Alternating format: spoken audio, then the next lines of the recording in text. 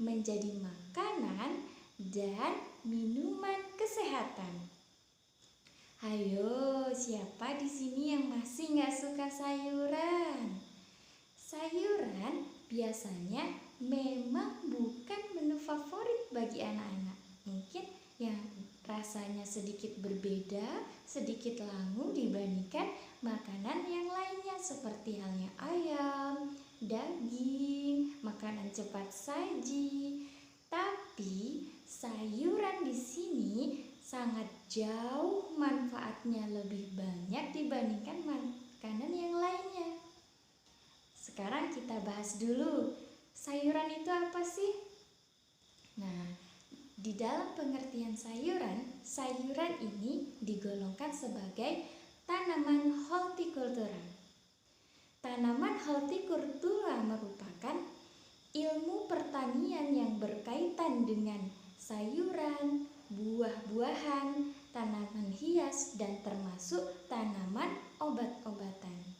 Tuh, makanya sayuran digolongkan sebagai tanaman hortikultura. Di bumi ini Allah sudah ciptakan tanaman-tanaman yang luar biasa.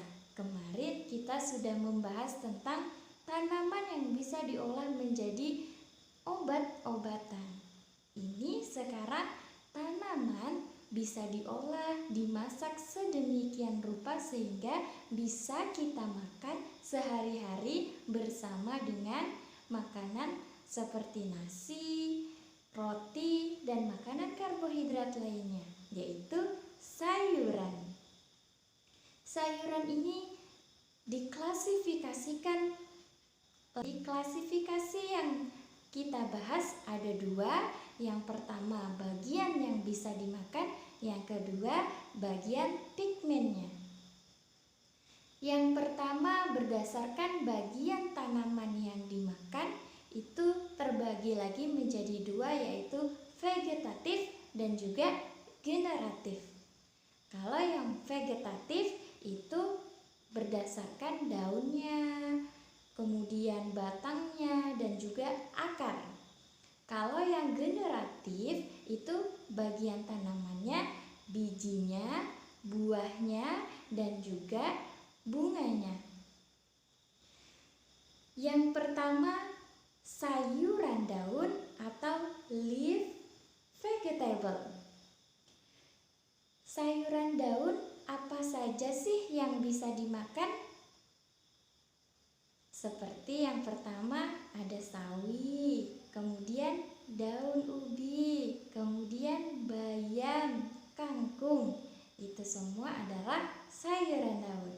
Yang kedua, sayuran batang atau stem vegetable. Stem vegetable apa saja yang bisa dimakan? Yang pertama seperti rebung. Rebung itu bisa dimakan. Jadi bambu yang masih muda, yang baru tunas, itu namanya rebung. Rebung itu bisa dimakan loh dengan pengolahan yang baik. Bukan dari tunas langsung kita makan mentah, gatal, nggak bisa ya. Kemudian ada namanya sayuran akar. Jadi akar yang menggumbung itu bisa dimakan. Contohnya seperti lobak. Kemudian kentang. Kentang enak loh, bisa dibikin sop, bisa dibikin menjadi potato. Makanan potato yang crispy, enak, renyah. Banyak lagi pengolahan dari kentang. Bahkan donat pun ada yang terbuat dari kentang. Nah, sangat banyak manfaatnya. Kemudian sayuran polong. Sayuran polong itu contohnya seperti buncis, petai. Nah, petai meskipun itu bau, tapi manfaatnya sangat bagus untuk kecerdasan otak. Kemudian tentunya ada kacang polong. Seperti kalau lebaran kita makan bulat-bulat warna hijau, itu kacang polong. Nah, itu. Kemudian sayuran bunga. Sayuran bunga itu contohnya apa? Flower vegetable, nama latinnya ya, flower vegetable. Contohnya apa? Seperti bunga kol. Jadi bunga kol, sayuran utamanya yang bisa dimakan adalah bunganya. Kemudian ada brokoli, mirip dengan bunga kol namun warnanya hijau, seperti rambut keribu itu loh. Kemudian bunga turi, itu bisa dimakan. Dan juga bunga pepaya, meskipun pahit, dengan pengolahan yang tepat bisa tidak pahit di mulut. Jadi enak loh bunga pepaya itu. Kemudian ada sayuran umbi batang. Sayuran umbi batang yang tumbuh ke dalam tanah, contohnya talas, singkong.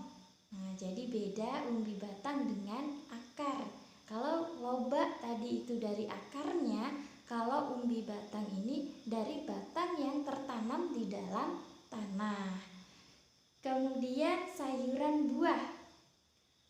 Tomat itu buah atau sayuran? Yang benar adalah sayuran buah. Sayuran buah itu diantaranya tomat, ada mentimun, nah itu termasuk sayuran buah. Kemudian ada lagi sayuran umbi lapis. Sayuran umbi lapis adalah sayuran yang tumbuh di bawah permukaan tanah dan menghasilkan lapisan umbi tebal. Rimbun sudah cukup umur dan menembak di atas tanah. Itu namanya sayuran umbi lapis. Contohnya seperti bawang merah, bawang putih. Nah, itu berlapis-lapis, atau bawang bombay. Itu namanya umbi lapis. Yang selanjutnya yang terakhir yaitu sayuran jamur atau mushroom.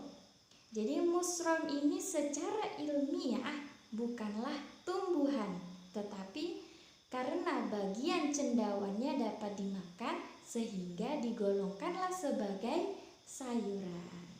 Nah, jadi itu klasifikasi sayuran di bagian yang bisa dimakan. Klasifikasi sayuran berdasarkan pigmen yang dikandung. Yang pertama, sayuran berwarna hijau. Sayuran berwarna hijau dibentuk oleh klorofil.